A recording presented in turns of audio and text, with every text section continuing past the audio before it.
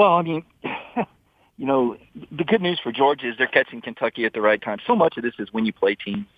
And, Kentucky's lost another defensive lineman.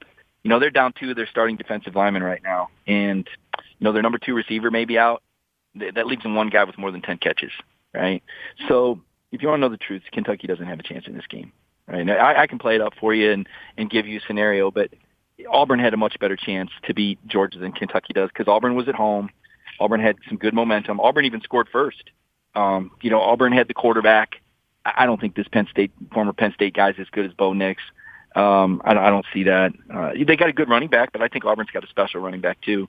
Kentucky might have a better offensive line, but right now with those 2 D linemen out, Snoops is a good coach, but I think the Auburn coaches did a pretty good job too. Looks like another 24, 27-point game to me. How you beat Georgia is exploiting the secondary. And there really looks like maybe 2 teams could do that. Maybe Tennessee if they can stay white hot, and definitely Alabama if those kids continue to grow up under Nick Saban. And it's a huge reload. And I know we talk about Alabama, but we're talking about Mac Jones, starter for the Patriots. We're talking about Najee Harris. We're talking about a Heisman Trophy. We're talking about Jalen Wall. We're not just talking about some good players that moved on. We're talking about some very special players that put together one of the most dominant teams in recent history that have moved on. And it's going to take time, right? And you have to learn. Alabama should have lost at Florida if Dan Mullen didn't choke on the whistle. The Florida people just fall all over themselves telling you how great he is at play calling, and then he called the quarterback dive from the 3 with the game on the line. I mean, it's like, wait, that was the genius right there, run it up the middle. No, Dan Mullen choked the Alabama-Florida game away. Alabama should have lost that game.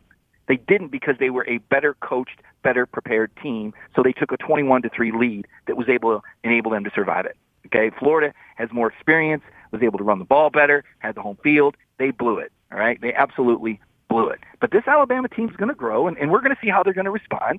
They've got talent, and they've got great coaches. So let's see where Alabama's at when they face Georgia in the SEC title game. But Kentucky, I've seen this act before. 2018, Georgia went up there, SEC East on the line. Kentucky just doesn't have enough talent. And if they were healthy, maybe.